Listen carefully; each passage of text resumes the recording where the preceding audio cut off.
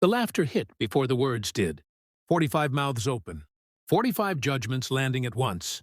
The clink of silverware froze midair. My wife was standing. Wine glass untouched. Smile rehearsed. Her hand rested on his knee. That's what I noticed first. Not the humiliation. Not the room tilting. Her fingers, possessive, certain. "Congratulations, failure," she said, voice light, playful. "We're finished." Applause followed. Someone actually clapped. He leaned back in his chair like he owned the place. Like he'd always been there. Like this seat beside her had never been mine. I didn't look at him. I didn't look at her. I slid the black envelope across the table. It made a soft sound. Paper against linen. A sound only I seemed to hear. "Call your parents," I said. The room quieted.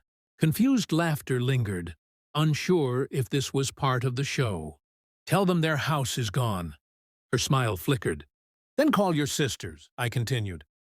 "Tell them the trust just vanished." Silence. Not shock yet. Just the first hairline crack. I watched it spread.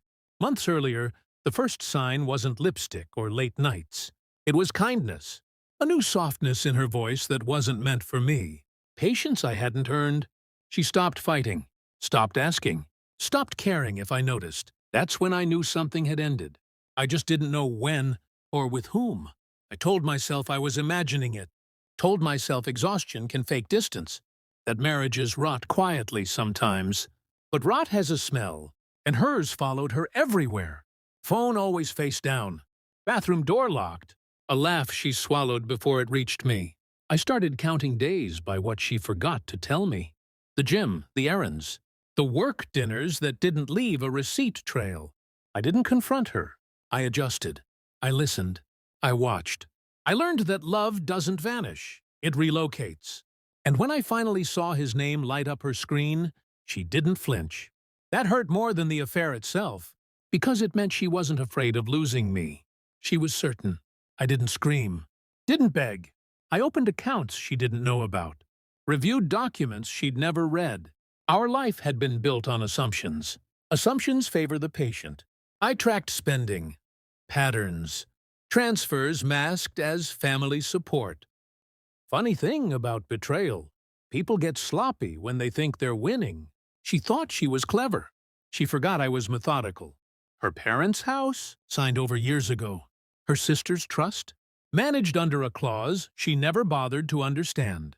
I didn't take anything that wasn't already mine to protect. I simply removed her access. I let the truth age. Let it sharpen. I waited for the moment she'd want witnesses. People like her need an audience.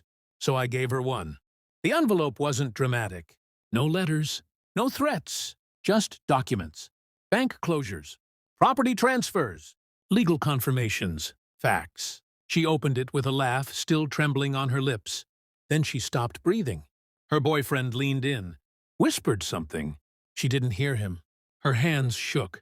Not violently, just enough to betray her. You can't," she said. I met her eyes for the first time that night. I already did. She stood there, exposed. Not angry. Small. Her parents called first. Then her sisters. Then silence. No one laughed anymore. Someone excused themselves. Someone else pretended to check a phone. The room that had cheered her cruelty now avoided her collapse. She reached for me. I stepped back.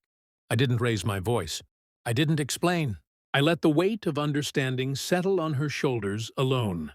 That was the punishment. Not loss, awareness. She realized then that I hadn't been blind. I'd been waiting. Her boyfriend stood up, muttered something about not knowing. He left without looking back. Of course he did. He hadn't loved her. He'd rented her confidence, and the lease had expired. I paid the bill, walked out into the night air. No applause, no victory speech. Just distance. I didn't feel powerful. I felt clear. Somewhere behind me, a woman learned what it costs to underestimate silence. And I learned something, too. Love doesn't end with betrayal. It ends when you stop needing to be understood. I never looked back. There was nothing left to reclaim.